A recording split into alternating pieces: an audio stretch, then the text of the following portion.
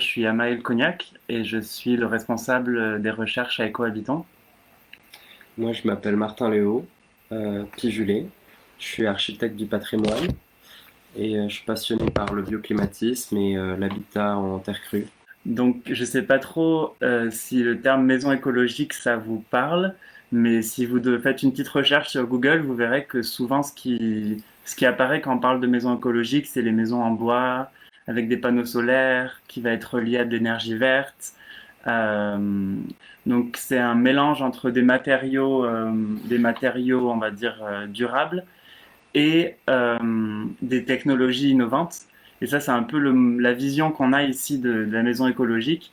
Et c'est une vision intéressante, mais nous, à Eco, ce qu'on cherche à faire là, pendant les 5 prochains mois, c'est essayer de diversifier un peu la vision qu'on peut avoir de cette maison écologique en parlant d'autres solutions.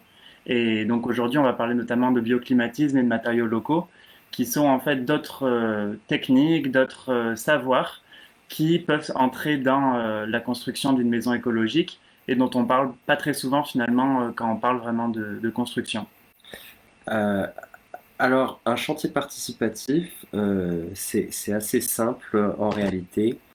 L'idée, c'est de construire ensemble et le maître d'œuvre va inviter plusieurs participants et au lieu de les rétribuer pour leur main-d'œuvre, il va soit leur proposer le gîte Mm.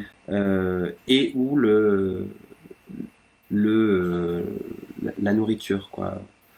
Donc c'est assez intéressant, par exemple, pour des personnes, des participants qui voudraient se former sur des techniques euh, en autoconstruction, du coup, pour eux ensuite faire la même chose pour leur habitat. Mm.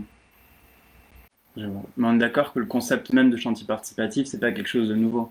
C'est Ah quelque chose qui non, a toujours existé, ou même qui, avant même qu'on invente cette question de comment les bâtiments doivent être construits, c'était ce que faisaient les gens, en fait, de se rassembler pour construire. absolument, ouais. Ça me fait penser à des pratiques qui étaient assez usuelles jusqu'au siècle dernier. En fait, d'entretenir les bâtiments, c'était des choses qu'en fait on faisait avec ses voisins, sa Mm. famille. Et donc ça aussi pour moi, ça rentre dans le cadre d'un chantier participatif où chacun va œuvrer pour la communauté, pour un bien commun. Donc c'est vraiment un concept qui a toujours existé en tout temps et en tout lieu. Et donc là, on vous parle un peu de certains chantiers que Léo a pu faire en France, mais il faut bien savoir que partout, il y a des chantiers avec, j'imagine, différents matériaux en fonction des besoins et en fonction de ce qu'il y a sur place, quoi. Absolument, ouais. Donc le Ladakh, pour recontextualiser un peu, c'est dans l'Himalaya, dans les Himalayas. C'est à l'extrême nord de l'Inde. Donc c'est la frontière avec le Pakistan. Ouais, le Pakistan d'un côté et la Chine de l'autre. Ok. Euh, le Tibet en fait. C'est une école qui a été fondée par Sonam Wangchuk, qui est un ingénieur, et qui a su tout de suite s'entourer de personnes très influentes, très intéressantes, avec beaucoup de connaissances sur le matériau de terre. Et cette école, elle est en autarcie en fait. C'est assez intéressant. Bon, alors peut-être parfois ils viennent importer quelques légumes, mais globalement ils ont aussi leur potager. Ils ont un tout petit champ de panneaux solaires, donc ils arrivent à produire leur électricité. Ils ont aussi des pompes qui puissent directement dans l'Indus, donc la rivière qui sillonne le pays. Et donc ils sont autonomes en eau, autonomes en chauffage, parce que du coup c'est une école bioclimatique Hmm. qui est protégée par l'épaisseur des murs et qui a tout un tas de dispositifs, on le développera plus tard peut-être, de serres, etc., de murs trombes qui permettent d'emmagasiner la chaleur en hiver, Ouais, on en et reparlera. puis pareil de se protéger en été. Et du coup, ce que j'ai appris, c'est plutôt un panel de techniques constructives en terre crue, donc le pisé dont on parlait juste avant, La bauge, qui est aussi de la maçonnerie monolithique, mais bon, c'est un peu différent. On va dire que c'est des boules de terre qui sont battues dans la banche, qui sont plutôt, elles, formées à l'état pâteux. D'accord. Et puis on a aussi fait beaucoup d'adobes, donc qui sont des briques de terre crue séchées au soleil. C'est à peu près le même mélange d'ailleurs que la bauge. C'est chargé avec des fibres. Euh, bon, il y a pas mal de paille, il peut y avoir aussi du crin animal. Et une chose qui m'avait passionné dans ce que tu m'avais raconté, c'est cette notion de circuit fermé. Et donc le fait en fait que de ce que tu as pu voir au LADAC, il y avait toute cette réflexion sur comment réutiliser les ressources et ne pas générer de déchets. Et notamment dans la construction, si je comprends bien, il y a certaines ressources animales ou végétales ou même enfin, minérales quoi, qui vont être réutilisées encore et encore. Est-ce que tu peux nous en dire plus? Comment, enfin, concrètement, qu'est-ce qu'ils font? Ben, c'est tout l'intérêt de la construction, de la construction passive, quoi, voire positive, parce que finalement, construire, ça peut être aussi l'occasion de faire un bilan carbone zéro et même réutiliser des matériaux pour recycler de l'énergie, Hmm. quoi. Même un bilan négatif. Voilà, un bilan négatif. C'est pour ça que j'appelle ça le bâtiment positif. Euh, et puis c'est surtout faire fonctionner avant tout notre énergie grise plutôt que des ordinateurs, des calculs savants, faire fonctionner des traceurs, des imprimantes. Mais pour Hmm. parler plutôt des circuits locaux et Des des matériaux, quoi. matériaux qu'on pourrait employer, ben, c'est un autre type de savoir, mais c'est simplement comment on va extraire un matériau avec le moins de, comment dire, sans trop le raffiner, pouvoir le réemployer et que finalement il n'y ait pas beaucoup de consommation d'énergie. Par opposition au ciment ou même à la chaux en fait, contrairement à certaines idées reçues, Hmm. qui emploient beaucoup d'énergie en fait pour Ah oui. cuire, aussi de l'eau pour refroidir les machines. Donc finalement la filière ciment, même si bien sûr elle a des qualités indéniables dans le bâtiment, on a du mal à s'en passer en Occident, mais c'est une filière qui va quand même polluer beaucoup, ou en tout cas qui va utiliser beaucoup Hmm. d'énergie. Euh, Après, bon, sur le géosourcé, on peut avoir de la pouzzolane, on va dire, des roches qui ont des caractéristiques Hmm. isolantes. Au-delà de ça aussi, c'est pas trop se poser la question sur quelle technique on veut absolument, mais pour faire de l'architecture passive, il faut aussi se poser des questions sur quel est notre environnement. Est-ce qu'il y a beaucoup de soleil? Est-ce qu'on est en région pluvieuse? Est-ce que on est dans une région qui est balayée par les vents? Est-ce qu'on va Hmm. pouvoir récupérer le vent pour, par exemple, favoriser la ventilation d'air Ouais. naturel? Et donc, pour revenir à ce que tu disais, donc le bioclimatisme, qui, si je comprends bien, c'est le principe d'utiliser, enfin de prendre en compte les composants environnementaux, donc que ce soit la température, les précipitations, le taux d'humidité, enfin tout ce qui fait un climat et aussi les composantes, comment dire, le sol, tout ça, dans l'architecture et les prendre en compte pour créer des espaces qui les emploient à bon escient, c'est-à-dire des espaces qui utilisent par exemple le fait qu'il y ait du vent ou qu'il n'y ait pas de vent pour chauffer ou pour refroidir une maison à différents moments de l'année en fonction des besoins. Mm, C'est bien ça ce que le absolument. bioclimatisme. Ouais. Ok. Le bioclimatisme, c'est une nouvelle tendance qui a émergé surtout dans le milieu du XXe siècle. Euh, c'est vraiment voilà, la prise en considération de tous ces paramètres-là qui font le climat pour que l'humain soit au centre de l'architecture et vive de manière Hmm. confortable. Euh, Et quand tu dis que c'est nouveau, c'est-à-dire le terme bioclimatisme est nouveau, ouais, mais l'idée du bioclimatisme, c'est quelque chose qui existe depuis le début de la construction humaine, c'est ça? bien sûr, depuis le, ouais, Le fait de prendre en compte où est-ce que le soleil va se lever, où est-ce qu'il va se coucher, de ouais, prendre en compte, enfin, par exemple, le soleil se lève de tel côté, donc on va mettre un mur qui va chauffer euh, du côté où le soleil sera le plus chaud pendant la journée, des choses comme ça, c'est quelque chose enfin, qui existe depuis des millénaires, ça on est bien d'accord. ouais, ouais, absolument. Ça s'appelle l'architecture vernaculaire même, si on peut pousser un peu le, on va dire le, le- le débat, mais finalement, c'est à la fois construire avec les paramètres de son milieu, mais aussi sur les matériaux qui sont disponibles à portée de main. Euh, Par exemple, ben, dans le nord de la France, on a, euh, on a eu des très grandes forêts qui nous ont toujours permis de construire en bois. Mhm.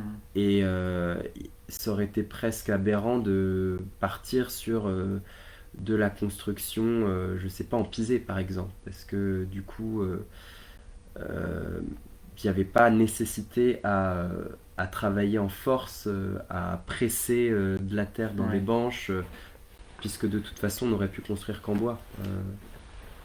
Donc c'est un mélange assez subtil aussi de savoir-faire qui sont implantés là où on est. Je t'écoute, promis. Euh, le bioclimatisme, c'est, on va dire, une façon d'envisager l'architecture qui soit respectueuse et qui soit pas gourmande en énergie. Le bioclimatisme, c'est pas forcément de l'architecture qui recourt à des champs de panneaux solaires ou de l'énergie éolienne ou etc. Toutes les, on va dire, les énergies renouvelables. C'est plutôt comment, avec des moyens excessivement simples, comment on arrive à cohabiter avec le milieu et faire que l'être humain se sente vraiment confortable. Mm, mm, mm.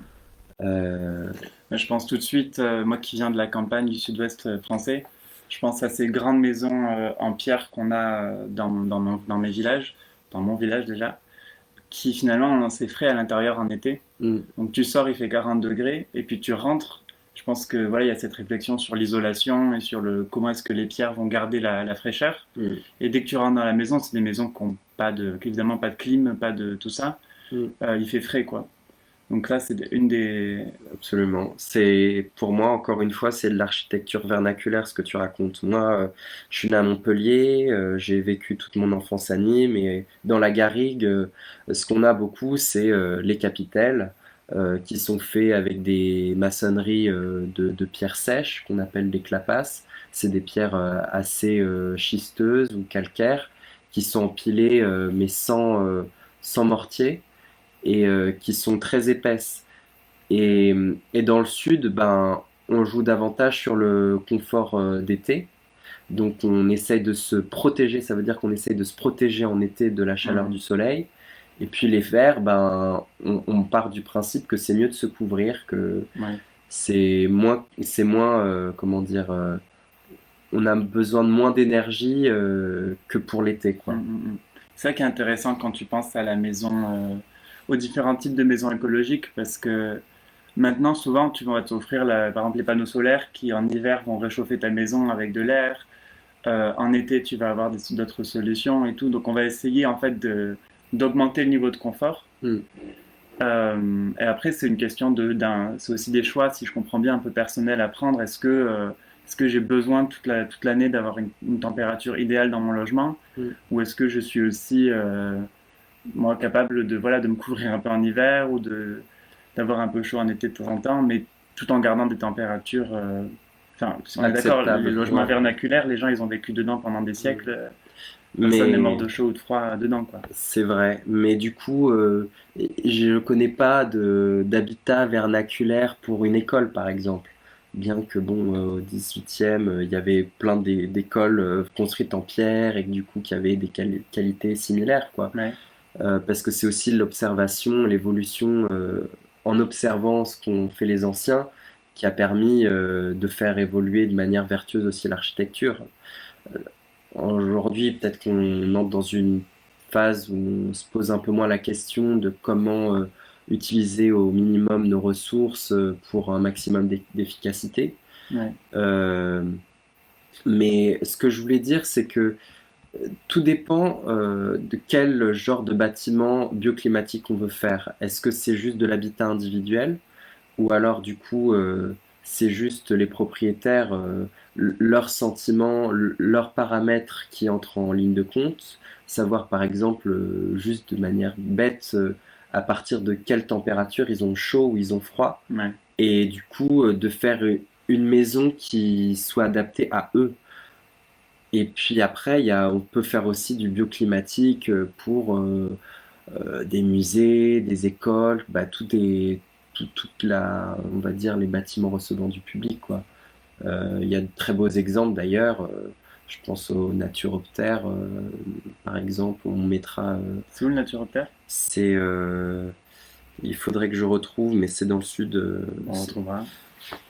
Et là, c'est sur des paramètres qui sont, on va dire, des moyennes, des lissages, comment les enfants ou les adultes perçoivent les notions d'humidité, de chaleur, de Ouais. froid, Il y a l'idée aussi d'adapter euh, les questions de réchauffement et de refroidissement. refroidissement en fonction du type de logement que tu veux avoir. Tu n'as pas forcément le même volonté d'utiliser ces techniques-là en fonction de la manière dont tu habites le lieu aussi. Bien sûr, ouais. En fait, ce qui est assez intéressant, le bioclimatisme, c'est que effectivement, peut-être que ça prend un peu plus de temps pour chauffer. Ça exige que les usagers soient entre guillemets un peu plus patients. Mm. Mais à contrario, euh, ça demande qu'un tout petit peu d'entretien, quoi. C'est-à-dire que par exemple, une clim, elle va tomber en panne au bout de 10 ans, mettons. Le volet roulant, c'est Mm. pareil. Et des choses qui en fait tirent une partie de l'obsolescence programmée, Ouais, c'est le... participent à des lobbies, enfin, sans vraiment solutionner de manière durable le bâtiment. Mm. C'est-à-dire qu'on est obligé après, ben voilà, de le casser ou. T'as l'exemple facile du panneau solaire qu'on va te dire qui va te produire ta propre électricité et puis au bout de 2 ans, en fait, tu te rends compte que son rendement, il est diminué de moitié parce qu'il y a une panne, qu'il Hmm, faut rappeler un technicien pour qu'il monte sur ton toit et qu'il le répare hmm. et qu'entre-temps, bah, tu continues de payer l'électricité à EDF. Ouais. Bah, c'est sûr que sur ces questions-là d'électricité, je suis pas un as, mais c'est vrai que parfois c'est un peu rageant. Euh, Par exemple, de voir qu'en France, on a un patrimoine incroyable sur les moulins, qui sont complètement en train de péricliter, parce que on aménage les berges, on retire les seuils, donc c'est cette différence de niveau, un peu comme des barrages qui permettent d'alimenter les roues à aube des Mm. moulins. Et sur cette énergie-là, par exemple, eh ben, il y aurait beaucoup à faire sur l'énergie cinétique finalement. On préfère faire des éoliennes qui sont très grandes, mais bien sûr qui sont beaucoup plus efficaces parce que elles fonctionnent avec plus d'énergie, plus de vent, etc. Mais les moulins, et en fait, ils fonctionnent quasiment tout le temps, quoi.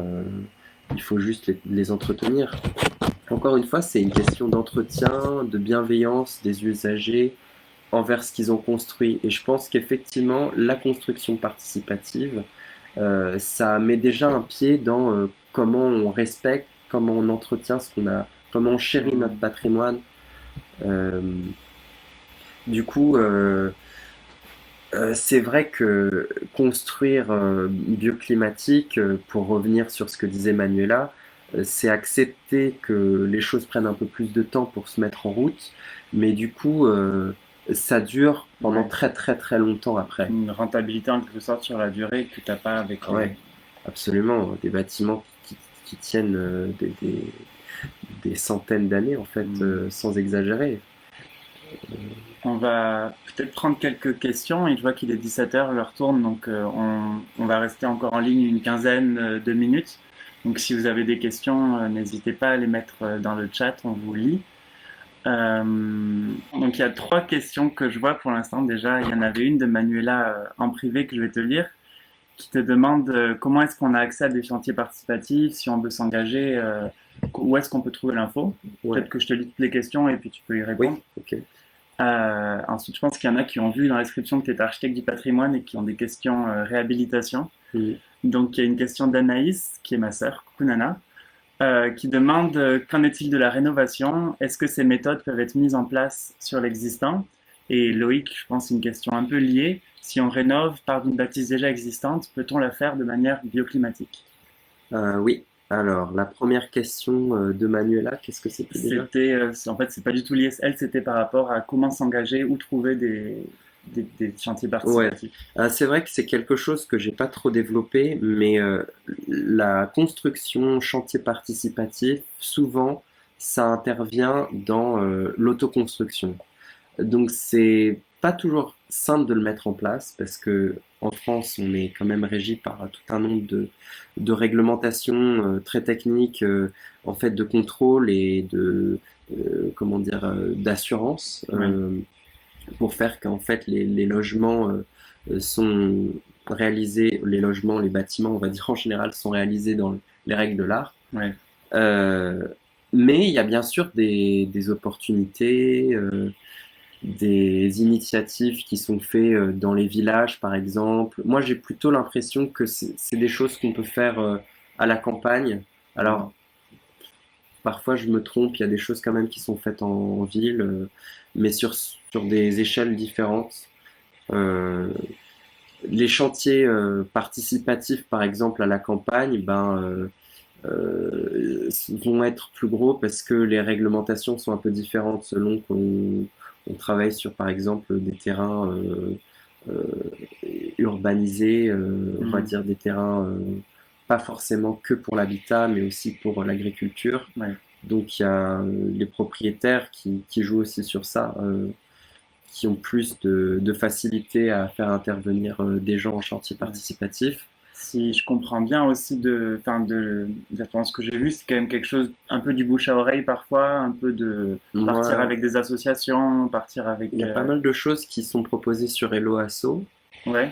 Euh, Après, effectivement, ça passe par les circuits de réseaux sociaux. Parfois, justement, participer à une conférence sur le chantier participatif, tu vas rencontrer quelqu'un qui lance un chantier. Hmm.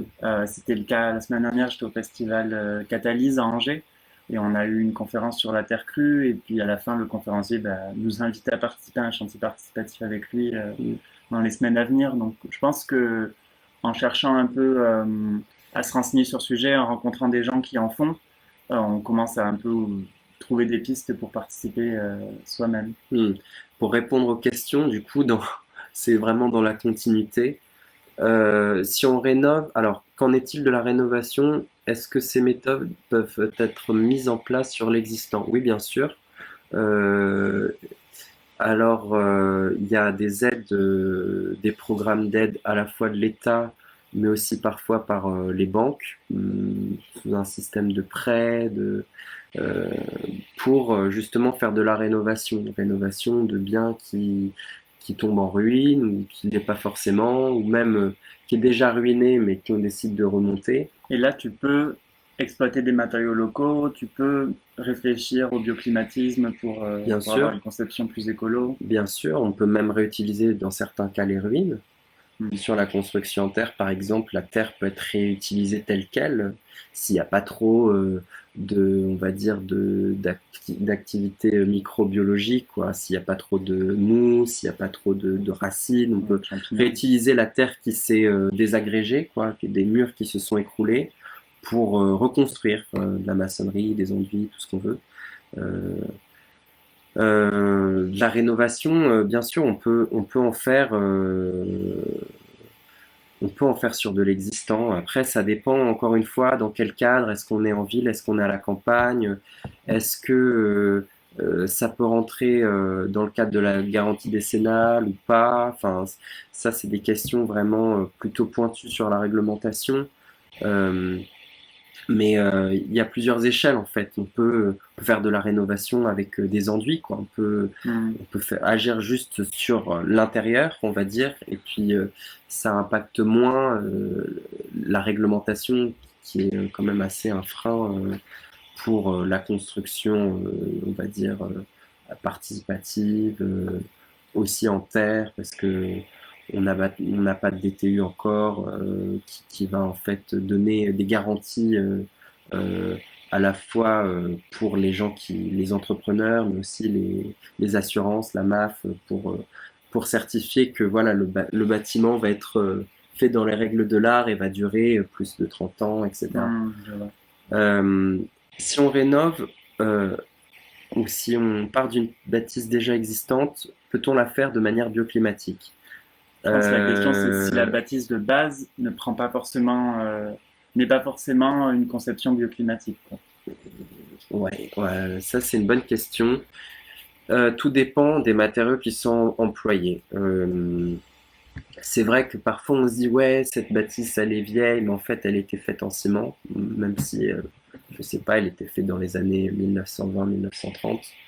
Ben on peut avoir des difficultés finalement à construire en bioclimatique. On peut jouer peut-être plus sur l'isolation, Hmm. euh, euh, utiliser des circuits courts avec des matériaux biosourcés, ou même de la ouate de cellulose, des laines de mouton. Donc ça c'est possible, ça coûte un peu plus cher, mais du coup c'est des matériaux qui sont quand même très performants et qui sont pas des dérivés du pétrole. Hmm. Donc c'est quand même intéressant sur le plan déjà de la, on va dire la pierre qu'on peut apporter sur les questions de réchauffement climatique, puis aussi Ouais. sur la santé, quoi. Il n'est pas forcément bien quand on est dans un comble qui est isolé avec de la laine de verre ou Hmm, de hmm, hmm. roche. De faire avec de la ouate de cellulose, bah ouais, c'est sûr que on peut faire une surélévation sur une bâtisse déjà existante et avoir moins des questions d'allergie ou ces choses-là qui sont. Parce que je pense que ces deux questions, enfin, je lis un peu en travers, mais je pense qu'il y a pas mal de réflexions en ce moment sur il y a suffisamment de bâtis, notamment en France. Mm, Je sais pas si tu me démentiras, mais il y a suffisamment de logements pour loger, loger tout le monde. mm, Et du coup, il y a pas mal de réflexions sur faut qu'on arrête de vouloir bâtir. C'est vrai que là, on parle de construction, mais peut-être que pour ceux qui nous écoutent et qui veulent avoir un impact en France, il y a peut-être plus de réflexions sur la réhabilitation, du coup. Et c'est là où ça peut être intéressant. Qu'est-ce qu'on peut faire en termes de chantier participatif de réhabilitation, mm, en matière de voilà d'user l'existant, tout ça. Est-ce que c'est mm. des réflexions toi aussi que tu te fais? Ah oui, oui, il y a plein de belles initiatives qui sont mises en place par les habitants. Par exemple, dans ma région, au lac du Salagou, on a un village qui a été démantelé dans les années 1970. Euh, donc c'est entre Béziers, on va dire, et Montpellier. C'est à peu près à trois quarts d'heure de Montpellier. Et en fait, c'était à la base une vallée tranquille et on a décidé qu'il fallait implanter un barrage. Et Hmm. donc, on a créé un immense lac artificiel. Le problème, c'est que la côte maximale du lac artificiel était censée être au-dessus d'un des villages. Enfin, voilà, il y a des villages qu'on a dû détruire du coup. Et malheureusement, le bilan des courses, c'est que malgré le lac, il y avait un village où on a exproprié pardon, les gens, mais finalement, le lac ne dépassait pas le sol du village, quoi. Il n'y avait Pour pas rien, quoi. besoin, voilà, pour rien, pour résumer. Et, euh, et il y a 5-6 ans, les habitants du village d'à côté, donc il y avait beaucoup d'habitants aussi qui avaient été expropriés, Qui s'est installé à qui côté. s'étaient installés à côté, euh, et qui étaient assez furieux, qui avaient fait tomber leur toiture pour éviter le squat, etc. Ils ont quand même pu, en fait, grâce à une mairie assez dynamique, proposer des chantiers participatifs, proposer des architectures avec des matériaux bio et géosourcés pour réinvestir leur Hmm. village. super. Un village qui était vraiment en ruine pour Le le coup. village fantôme qui avait été Ouais, déserté pour absolument. rien. Mm. Ouais. Et ça a refait du logement en fait, sur de l'existant.